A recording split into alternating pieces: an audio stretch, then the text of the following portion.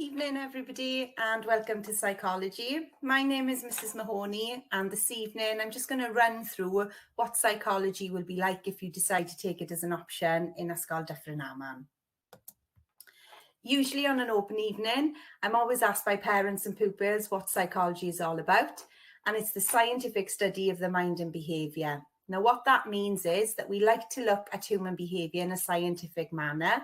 So we tend to use methods that we see in biology, chemistry, and physics, things such as an experimental method, where sometimes we do it in a field or we do it in natural environments.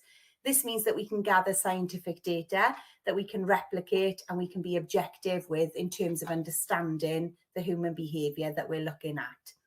Below, you can see a list of different things that psychologists are interested in. And as you can see, it's quite varied. So we're interested in altruism, helping behaviours. We're interested in different explanations as to why people develop mental disorders, such as depression or schizophrenia. We're looking at treatments that we use that can treat mental disorders. So whether that be drug treatments like antipsychotic drugs or antidepressants for depression, or whether that be talking therapies such as cognitive behavioural therapies. Lately, we've been quite interested in the positive approach. And over in America and in Britain at the moment, we're spending billions of pounds trying to come up with different techniques that can keep people happy.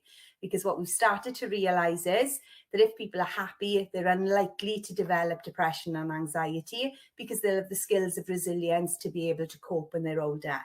So at the moment, we're trialing different mindfulness techniques, whether that be in therapy or whether that be in school or in the NHS, just to give us a better understanding of what kind of characteristics help to increase happiness in the population. We're also interested in language development. We're interested in things such as stress and the impact of stress on illness. So we're looking at the correlation between stress and coronary heart disease. We're very interested in personality types. So maybe you've heard of a type A or a type B personality. And if you're a type A personality, you're an extrovert. And we're looking at the links with that in terms of addiction and also with schizophrenia. We've also got quite an interest in sport and enhancing performance. We're also interested in criminal behaviour and in particular using profiles to catch serial killers or rapists so that we can look at the scene of the crime and maybe come up with characteristics within the behaviour of the criminal. If you do decide to study psychology at AS, in the first year you will sit 2 papers. The first paper is looking at 5 different approaches in psychology. And each of these approaches, you'll be looking at the assumptions linked to them, as well as the therapy. You'll be expected to evaluate that therapy and look at the strengths and weaknesses of that particular approach as well. So, for example, in the biological approach, we'll be looking at the role of genetics, we'll be looking at the role of neurotransmitter activity and evolution, and then we'll be studying brain surgery or psychosurgery as a technique to resolve some of the problems associated with depression and schizophrenia. In the positive approach, you'll be looking at mindfulness as a therapy. In the cognitive approach, cognitive behavioural therapy to treat depression. The behavioural approach, you will be looking at different behaviours and how the environment can impact them, as well as conditioning techniques. And then we'll be using systematic desensitisation to treat people with phobias. And then lastly, you'll be looking at the psychodynamic approach, which looks at Freudian ideas linked to psychosexual development, defense mechanisms in early childhood, and then we'll be studying dream analysis in order to unearth some of your repressed memories, especially for children which have experienced trauma, so that we can understand why they're developing behaviours that they are today. In the second unit, you'll study 5 contemporary debates. So this is where your skills of analysis and evaluation are going to be really important. You're also going to need to be quite confident in class discussions so that you can share your ideas in these debates. So we'll be looking at things such as, should a mother be the primary caregiver of a child? We'll be looking at the reliability of eyewitness testimonies in court and whether we should be using children's evidence and witness statements when we're making a decision on a criminal behaviour. We'll be looking at the ethics of neuroscience. So is it ethically okay to create drugs that can enhance intelligence, so maybe improve your exam performance? We'll be looking at the impact they have also on things like Parkinson's and Alzheimer's. We'll also be looking at advertising and marketing, and how psychologists are able to make you purchase things that possibly you shouldn't be purchasing. This paper will also involve looking at the methodologies that we use in psychology. So we'll be looking at the strengths and weaknesses of experiments, observations, questionnaires, but we'll also be expected to look at data and to be able to interpret data, and also to be able to look at graphical forms of data and to be able to again interpret what that's actually telling us. The final part of Unit 2, you look at two classic pieces of research, and we'll be looking at the ethics of those two pieces of research. The first is Milgram's study into destructive obedience, and the second, you'll be looking at Kohlberg's understanding of moral development in young boys and girls. At A2, we move away from the approaches to looking at three specific behaviours. So we've decided to study addiction, stress, and schizophrenia. And for each of those, you look at 6 explanations for the behaviours, and then you look at 2 methods for modifying that behaviour.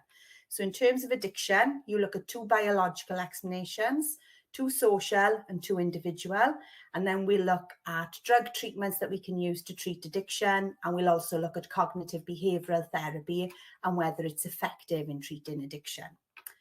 For the second paper in year 13, you will first of all be completing 2 personal investigations. Now these change every year. The WJC give us the titles, and this is your opportunity to go off and use what you've learned about research methods and apply it to a particular behaviour that we're looking at. So that will involve sampling maybe participants. It'll involve collating your data and interpreting your data also. There'll also be a section in this exam on research methods where again you'll be applying the techniques that you've learnt in year 12. This means that there's no coursework for psychology. It's all assessment through examination, so that you're aware of that.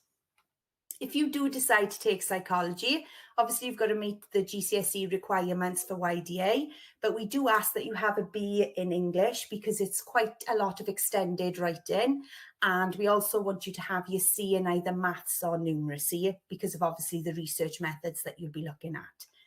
In terms of the skills, if you're going to take psychology, you need to be able to tick the following boxes, really. So you've got to enjoy doing extended writing. Everything you do in psychology will be an extended piece of writing. And therefore, if that's not your thing, this subject probably won't be to your liking. You've also got to like doing class discussions because we do a lot of debate. We also look at a lot of problem solving. We do a lot of critical thinking. And if we can do that through oral discussions, usually your understanding of the concepts becomes a little bit more clear. You've got to enjoy dealing with data. I don't want anybody to worry about the mathematical elements of the course because we generally focus on measures of central tendency and measures of dispersion, but it is important that you feel quite confident when dealing with numbers. You will be working as a team because again, you've got to do the 2 investigations and we split you up into teams to do those investigations, and you are going to be problem solving. Some of you might be thinking, where am I going to use psychology after I leave the 6th form? Well, psychology is a really useful A-level in any career that you choose to go into because of the skills that you're developing in terms of critical thinking, problem solving, extended writing, strong communication skills. Those are things that we need in lots of different careers. But I've just listed by here a couple of examples to give you some ideas. Some of you might decide to go into clinical psychology. So after studying your degree, you might go and work as a health worker. You might go and work in a psychiatric hospital. You might work with organisations like Mind, helping individuals with mental disorders. You might decide to go into forensic psychology. So this might be working in probation, working in the prison service, working on rehabilitation programs with prisoners, maybe even going into the police, etc. You might decide to go into counselling or youth work. Lots of people decide to go into occupational psychology, which means that they work for large firms and their job is to assess and to train the people working in the particular firm that they're working in. You might decide to go into teaching. Educational psychology. If you want to work with young children in education, you have to have a teaching qualification also, and you have to have 2 years experience, but then you can work testing, looking at learning difficulties, helping with early childhood trauma, etc. If you're interested in advertising and marketing, then you could become a consumer scientist. So you work on different techniques to get people to purchase certain items. Social work, and then finally I have put sports down as well. So as you can see, there's lots of different careers for you to go into, and those are just a few that you could use psychology in. If you're still interested in taking psychology at A level, this is the code that I've created for a class. And basically the class just has a couple of documents in there showing you what the WJC is looking for in psychology students. It also gives some information on different activities that we'll be looking at over the course and different areas of psychology that might interest you, just to give you a little bit of a background into psychology. Because if you're taking history or RE, then obviously you may have studied it for GCSE, so you have that little bit of understanding and terminology behind you.